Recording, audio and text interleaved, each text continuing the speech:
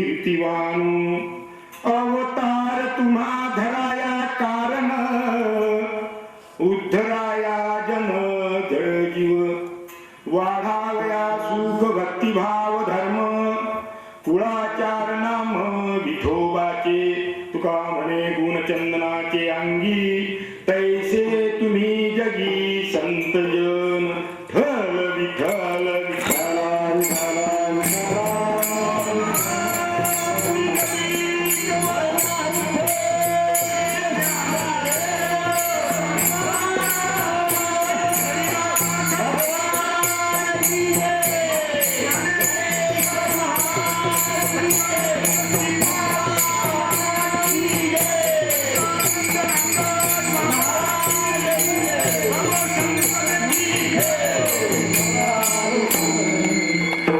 प्रस्तुत समय सेवेसाठी घेतलेला अभंग श्रीमंत समर्थ ज्यांना जगतून ही पदवी आहे असे देहनिवासी संत श्रेष्ठ तुकोबराय यांचा हा 4 चरणाचा आणि संत कार्यपर साधून आहे.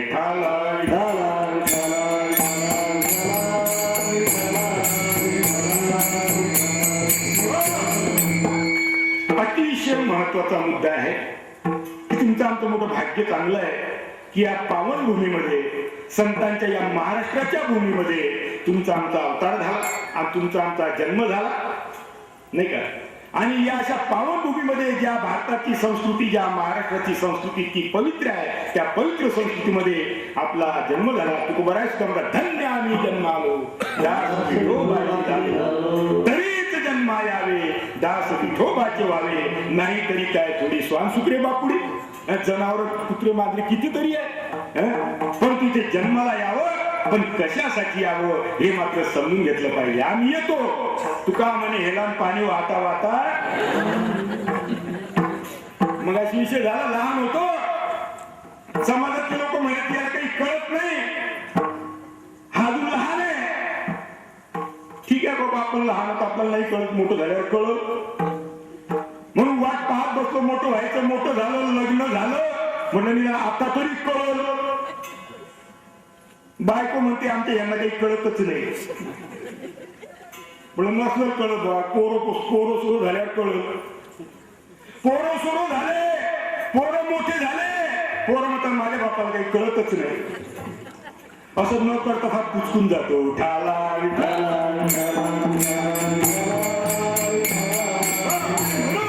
आता उघडली डोळे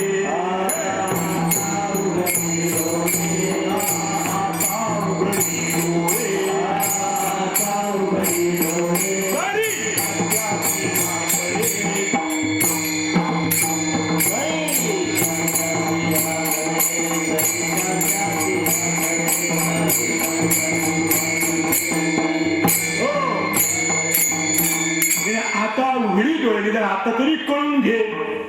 अतिशय महत्वाचा मुद्दा आहे की संतांच्या कार्याचा आढावा घेणारा कोण घेऊ शकत. मी आपला तबला वाजवत होतो ज्यांना धचा माहित नाही धचा मा माहित नाही ते म्हणतात बाबा तुम्ही लई चांगला तबला वाजवता पण झाकी ऋषीला तेव्हा हे काय तबला वाजू नाही करेल. तो त्यातला काय आहे एक्सपर्ट माणूस आहे त्याला माहिती आहे हे बरोबर नाही वाजत म्हणून तुम्हाला आपल्याला माहित नाही मग कोणी परीक्षा करावी तर संतांनी संतांची केलेली स्तुती आहे. तुकोबराय म्हणजे किती अधिकार श्रेष्ठ संपन्न संत महात्मे होऊन गेले आपल्याला माहिती आहे. तुकोबराय ज्ञानेश्वर महाराजांनी जी काही संतावणी आहे यांच्याकडे पाहून ते म्हणतात तुम्ही संत माय बाप कृपावंत कायमी पतित कीर्तिवान.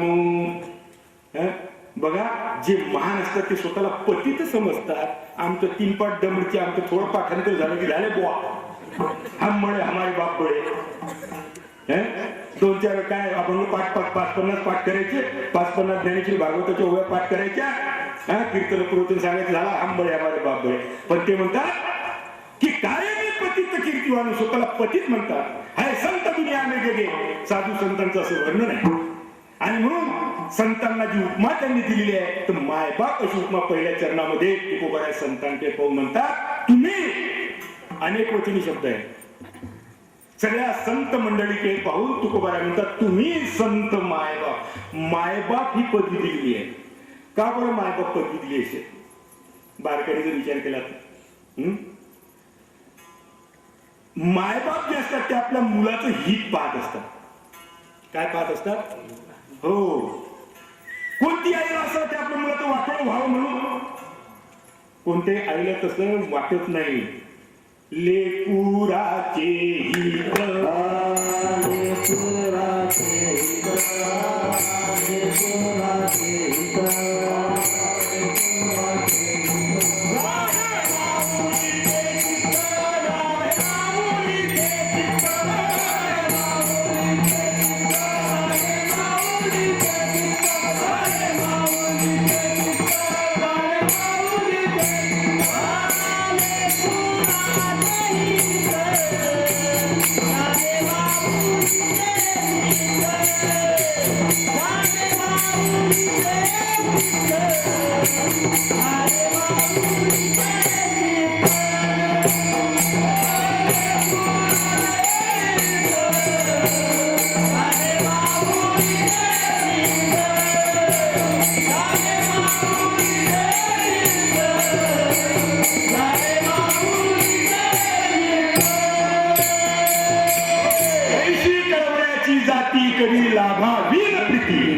कारण आपल्या मुलाचं हित व्हावं हे फक्त आई बापांनाच कळत असतं.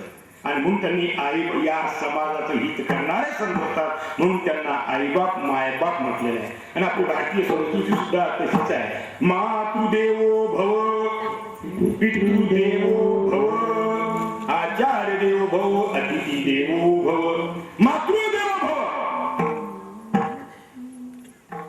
आपल्याला सर्वांना माहिती आहे. बरेच कीर्तन ऐकलेलं, प्रवचन ऐकलेले आहे. रामायण आपल्या पुराणामधल्या कथा सुद्धा आपल्या सर्वांना माहिती आहे. एक कथा अशी आलेली आहे, ब्रह्मलोकाला सगळे देव जमा झाले.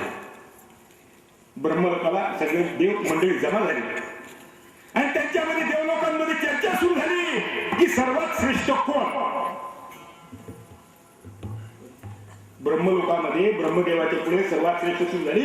सर्वात श्रेष्ठ कोण? ब्रह्मदेवाने आदेश सोडला, जो कोणी या पृथ्वीला प्रदक्षिणा मारून प्रथम येईल तो सर्वात श्रेष्ठ. बघा काय शब्द विचारला. जो या पृथ्वीला प्रदक्षिणा मारेल प्रथम तो सर्वात श्रेष्ठ देव. सगळ्या देवांनी आपापले वाहन बाहेर काढली पृथ्वीला प्रदक्षिणा मारण्यासाठी. गणपतीचं वाहन काय? एवढा मोठा गणपती मोठ्या वेस्पा बारीक गाडीवर बसत कसवलं, पण उंदीर त्याचं वाहन. आणि गणपती त्या कधी पृथ्वीला प्रदक्षिणा मारलो. कशासाठी सांगायचं लक्षात घ्या. सगळे आपापल्या वाहनावर आरूढ झाले पृथ्वीला प्रदक्षिणा मारण्यासाठी. पण बुद्धीची देवता गणपती, यूज ब्रेन, डोकं वापर. आमचं पायी तीर्थयात्रा घडो आणि डोकं कुशल गहाण पडो. यूज ब्रेन, बुद्धीची देवता गणपती बाप्पा. या गणेशाने विचार केला आणि त्याचं लक्षात आलं. त्याने पुराणातल्या कथा वाचलेल्या होत्या, ऐकलेल्या होत्या. बुद्धीची देवता गणपती बाप्पा डायरेक्ट कैलासावर गेले. कैलासावर कोण होतं? शंकर पार्वती. त्यांना अचंबा वाटला. ते दूर दूर दूर दूर ती उंदरी पाहू. गणपती बाप्पा कशाला आले? आई वडिलांना नमस्कार केला, आई वडिलांना प्रदक्षिणा मारली. आई म्हणजे पृथ्वीचं स्वरूप आहे आणि पिता म्हणजे नारायण स्वरूप आहे. आई वडिलांना प्रदक्षिणा मारून त्यांना वंदन केलं म्हणजे पृथ्वीची प्रदक्षिणा घडतं. हे त्यांनी ऐकलेलं होतं, वाचलेलं होतं. आणि गणपती बाप्पांनी आई वडिलांना प्रदक्षिणा मारली. आई वडिलांची सेवा करून हजर ब्रह्मलोकाला. हे बाकीची सगळी मंडळी आपापले वाहन घेऊन first gear, second gear, third gear चालले. आणि जेव्हा सगळे आले तर पाहिलं तर गणपती प्रथम आलेला. ब्रह्मदेवाने सांगितलं हे महाराज पहिलेच आले म्हणे. हे महाराज पहिलेच आले प्रदक्षिणा मारून. निश्चित पृथ्वीची नाही ब्रह्मांडाची प्रदक्षिणा मारली म्हणजे त्यांनी. सर्वात श्रेष्ठ देवता म्हणजे गणपती बाप्पा आहे आणि गणपतीचं पूजन प्रत्येक वेळेला प्रथम होईल म्हणून जाहीर करून टाकलं. का? आई वडिलांना वंदन केलं, आई वडिलांची सेवा केली आणि म्हणून म्हटलंय मातृदेवो भव पितृदेवो भव. आई वडिलांची सेवा करत नाही, इकडे बोमट्या मला कीर्तन करत फिरतो, जाय बोमट्या मला तिकडेच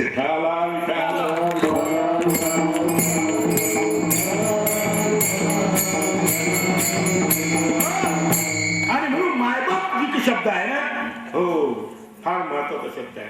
भारतीय संस्कृती आहे. एका पिक्चर मध्ये आता कीर्तन आहे पण सांगायचं मुद्दा हरकत नाही सांगायला.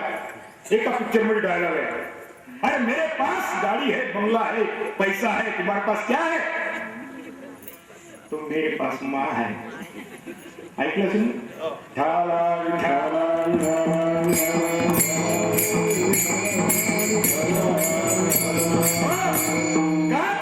आई असते ही आपल्या मुलाचं हित पाहणार असते आणि आपल्या मुलाचं हित पाहणारीच आई असावी. कशी आई असावी? सर्वांना आपल्या माता भगिनींना सूचना आहे की लहानपणी मूल जन्माला आल्यानंतर मुलाला अंगावर पाजलं पाहिजे. अतिशय महत्वाची सूचना.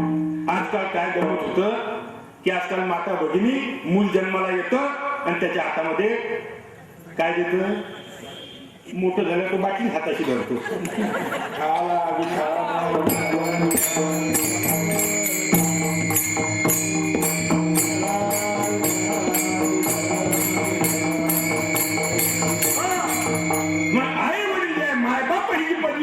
कारण जर काय असेल तर ते आपल्या मुलाचं हित पाहतात. तसे संत हे समाजाचं हित पाहतात म्हणून त्यांना मायबाप ही उपमा दिलेली आहे. काय पदवी दिली आहे? मायबाप पदवी दिली आहे. मग आई सुद्धा कशी पाहिजे? बाप सुद्धा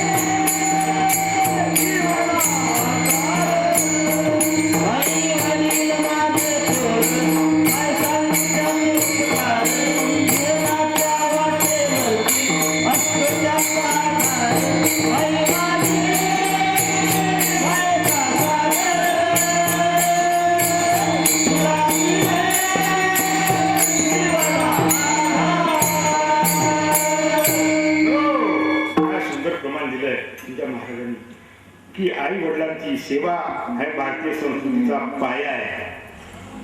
नवे नवे भक्ती परमार्थाची सुरुवात तिथून आहे. जो आई वडिलांची सेवा करतो तो भक्ती करू शकतो. अतिशय महत्वाचा मुद्दा आहे.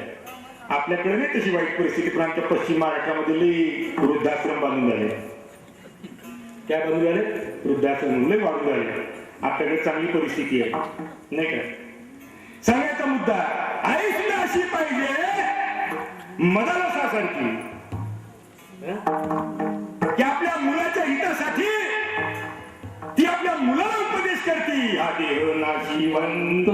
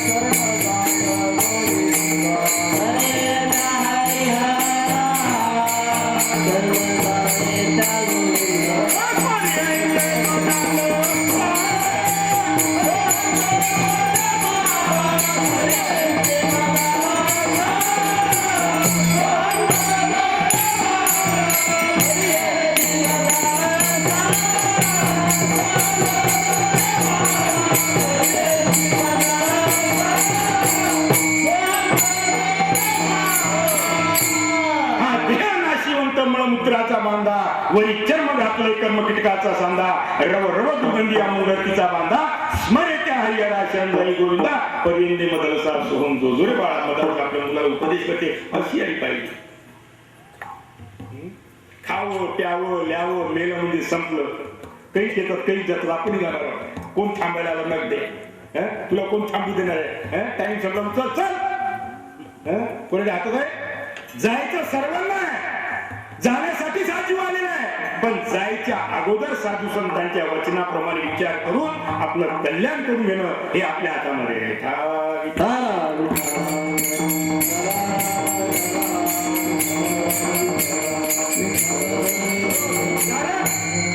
संत महात्मे जे येतात ना पृथ्वी तलावर हे स्वयंभू येतात.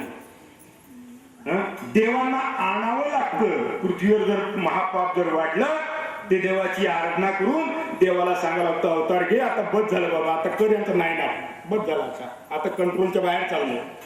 देवाला आणावं लागतं. देव त्यांच्याकडे फैसला असतो पाया राखे भक्तापाशी गुजराशी डायरेक्ट फैसला. भक्तांनी संतांना काय करतात ते सांभाळतात आणि दुष्टाचा संहार करतात.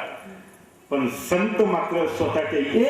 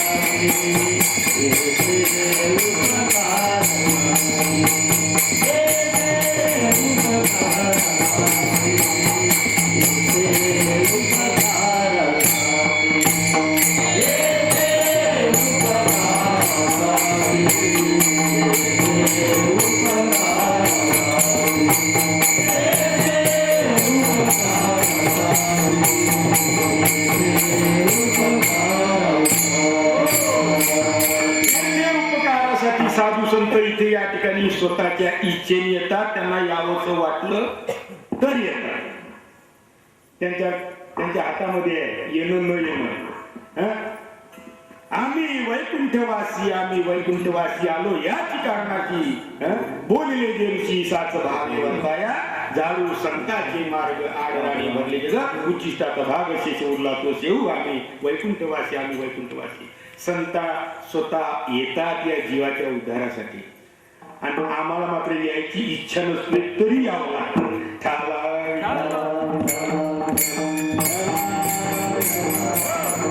किती जन्म झाला फेरा गणित नाही की दातारा किती वेळा जन्मायावे किती व्हावे फलित किती वेळा जन्मायावे किती व्हावे फलित.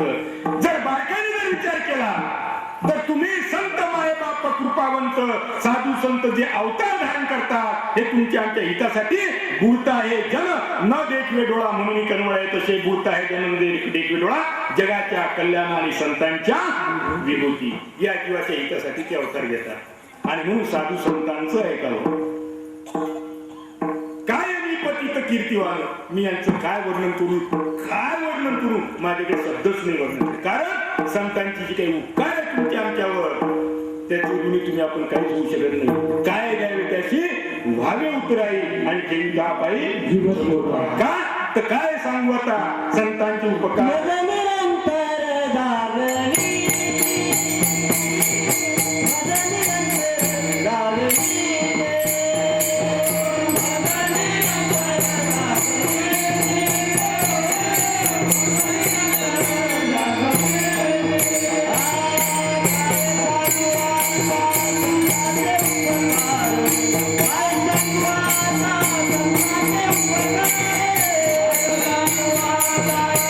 Thank you.